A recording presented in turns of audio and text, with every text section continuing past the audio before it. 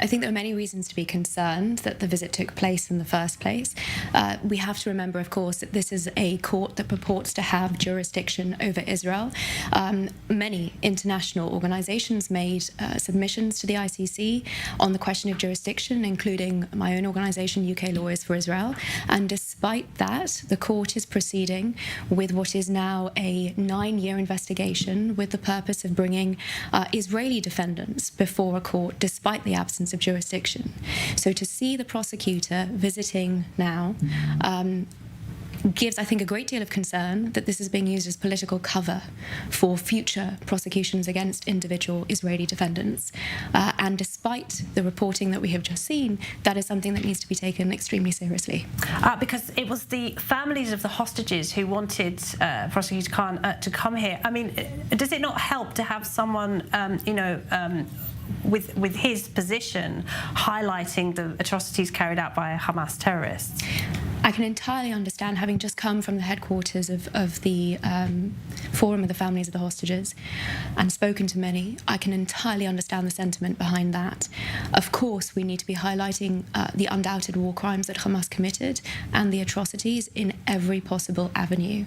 But we cannot be naive to the track record of the court, the desire that I think we have seen from previous prosecutor also in bringing this investigation against Israel to rehabilitate the court's very tarnished reputation internationally by seeking to target Israel and Israeli defendants. And to the extent that this eats away at Israel's ability to resist the ICC's targeting of Israel specifically on the basis of the absence of jurisdiction, that I can only say is of deep concern.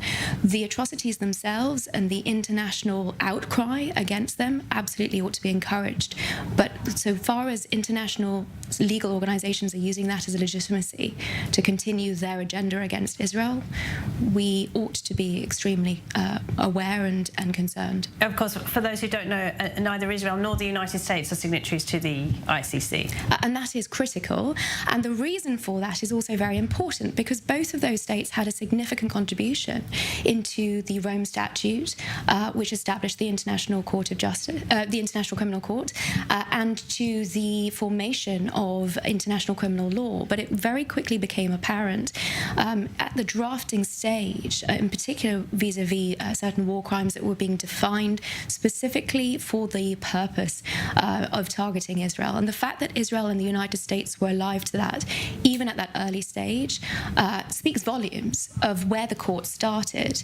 I think what we saw in relation to Prosecutor Khan can be called an initial reluctance from a political standpoint to continue off of where Bensouda left off. But the current situation and the pressure that he has come under with respect to what is happening in Gaza has undoubtedly ignited further interest by the ICC.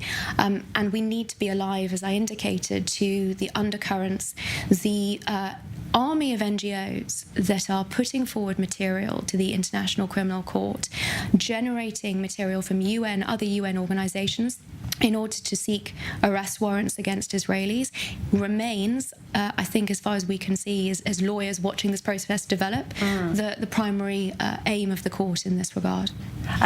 Because there was an interesting reaction from the Palestinians themselves. They tried to cancel the visit with Khan. They said that he was being too impartial and that he was leaning too much towards the Israeli side. What did you make of that?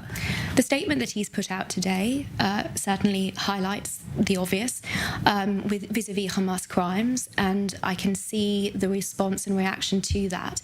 But we cannot forget the first comments that were made by Prosecutor Khan when he attended the Rafah crossing, and then subsequently reinforced at the Cairo press conference he gave, which was to reverse the burden of proof, it seems entirely, to require, understandably, a presumption of innocence vis-a-vis Hamas, but to then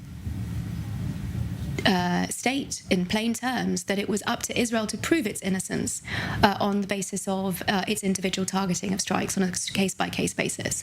Any criminal lawyer will know that that is not how the burden and standard of proof works, except, of course, at political international legal organizations. And unfortunately, the ICC has now a long history of falling into that category.